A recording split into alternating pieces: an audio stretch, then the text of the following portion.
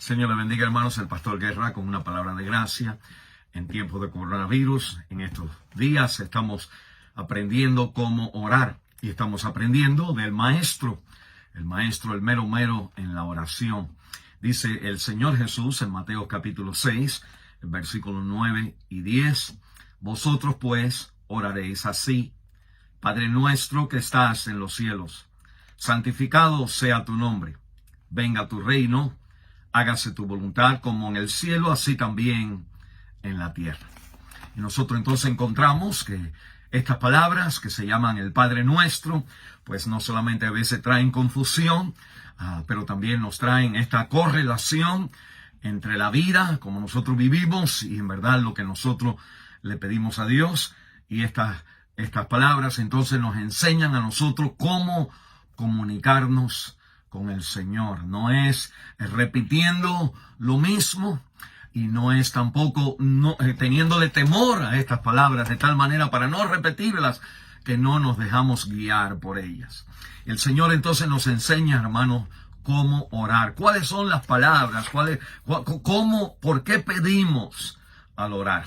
Note conmigo en estos versículo 9 hasta el versículo 13 que hay 6 peticiones, porque fundamentalmente orar es pedirle a Dios. Orar no es contemplar, orar no es meditar, orar es pedirle a Dios.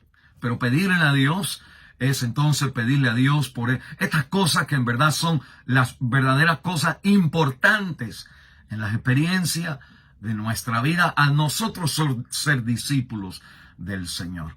Y la Biblia entonces me habla que hay estas 6 peticiones, tienen 2 partes. 3 peticiones van con Dios y 3 peticiones van con nosotros, pidiéndole a Dios acerca de nosotros. Pero dice la palabra de Dios, la primera parte de las peticiones es la petición hacia Dios. Lo que queremos de Dios. Dice la Biblia: santificado sea tu nombre, venga a nosotros tu reino y hágase tu voluntad.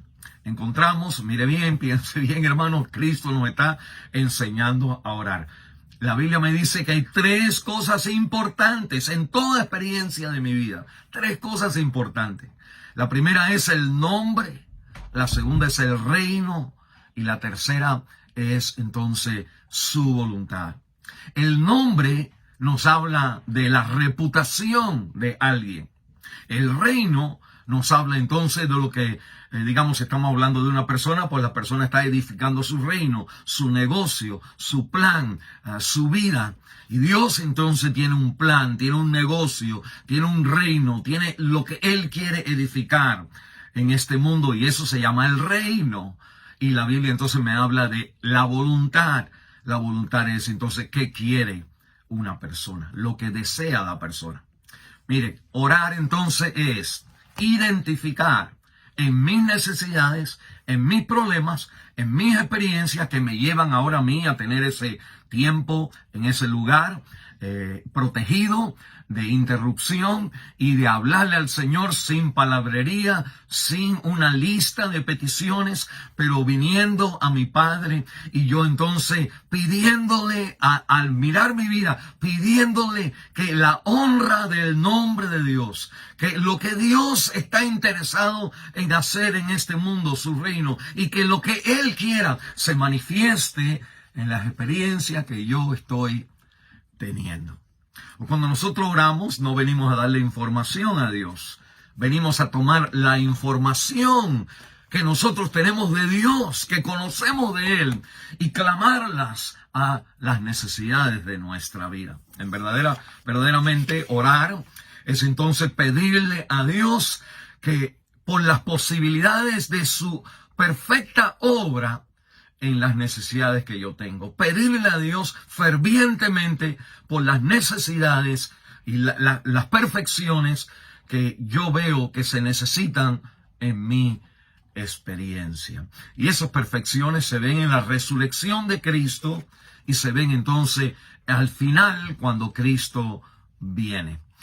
Dándole un ejemplo de lo que es entonces orar: Padre nuestro, tu nombre sea santificado, tu reino venga y tu voluntad se haga.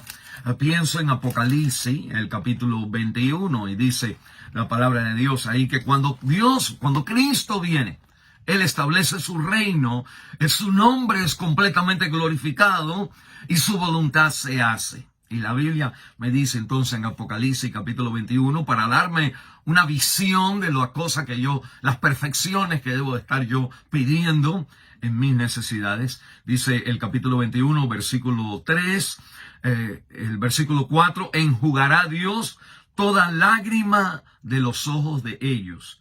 Y ya no habrá muerte, ni habrá más llanto, ni clamor, ni dolor, porque las primeras cosas han pasado. Y el capítulo 22, versículo 3, no habrá más maldición.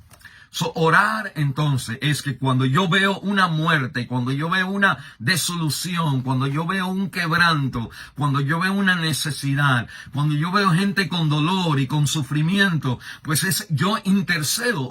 Nosotros oramos al Señor fervientemente que su nombre, el respeto, el reconocimiento, el honor de su nombre se revele en esta situación. Que el poder de lo que Él quiere hacer, su reino de quitar toda maldición del mundo, se revele en esta situación también, y que su voluntad se haga en esta situación. Orar no es un juego. Orar no es un ejercicio así como de aguantarse los dedos y meditar. Orar es venir a la presencia de Dios y fervientemente clamar por la manifestación de sus perfecciones, que las conozco en el libro de Apocalipsis. Cuando Él viene, el mundo no tiene problema. Y yo entonces clamo al Señor que en estas circunstancias de mi vida que estoy pidiendo, le pido que su nombre sea reconocido, que su reputación sea reconocida, que en este problema no está dándole honor y gloria, no está tomando en cuenta el carácter y la grandeza de la reputación de Dios, que en este problema no se ve como el reino que el Señor quiere hacer, donde no hay ninguna maldición, donde no hay muerte. Puedo clamar por sanidad, puedo clamar por el poder en la vida de este problema, porque el Señor tiene su reino de quitar todo mal de este mundo. Y la Biblia me dice que puedo orar al mirar, identificar mis problemas, de ver qué no se está haciendo como Dios quiere, y clamarle a Dios que se haga como Dios quiere. No pedirle al Señor: haz tu voluntad. No es resignarme al problema, es entonces pedir al Señor que en medio de este problema prevalezca su voluntad. Orar requiere energía, requiere pasión, requiere fervor, requiere esperar nosotros en su presencia y pensar quién Él es, y clamar entonces la reputación de su nombre, lo que Él está haciendo y lo que la Biblia me dice que Él quiere en las necesidades que yo veo que me traen a la oración. Es tremenda la vida de la oración. El Señor le bendiga a nosotros seguir aprendiendo a caminar con Cristo, a orarle a nuestro Padre que está en secreto y que ve y que hace su obra públicamente. El Señor le guarde.